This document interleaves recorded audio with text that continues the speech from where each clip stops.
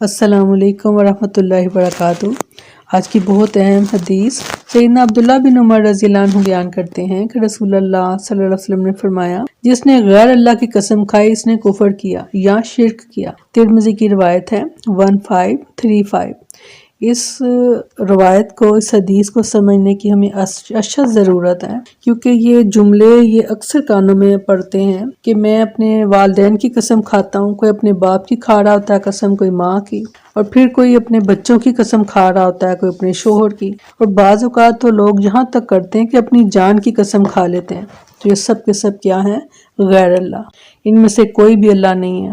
اول تو قسم کی نوبت آئے ہی نہ، اور اگر آ جائے تو صرف اور صرف اللہ کے نام کی قسم جو ہے وہ کھائی جا سکتی ہے، اور اللہ کے علاوہ کسی کی بھی نام کی بھی یا کسی بھی چیز کی آپ قسم کھاتے ہیں تو وہ شرک کی گنتی میں آئے گا یا پھر کفر۔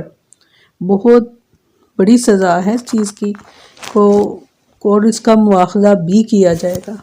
اللہ تعالیٰ ہمیں محفوظ رکھے ایسی چیزوں سے، ایسے اعمال سے کہ جو ہماری پکڑ کا باعث بنے۔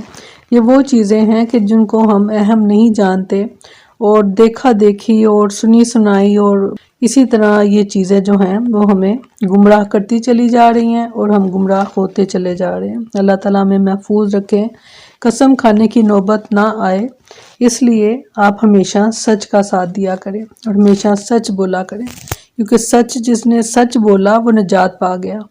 یہ آپ صلی اللہ علیہ وسلم کی مبارک زبان سے یہ جملہ ادا ہوا کہ جو سچ جس نے بولا وہ نجات پا گیا۔ اللہ تعالیٰ میں سچوں میں لکھ دے۔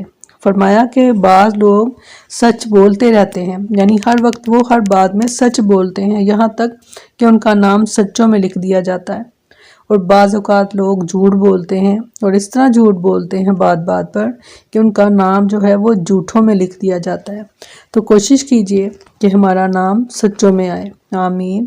السلام علیکم ورحمۃ اللہ وبرکاتہ۔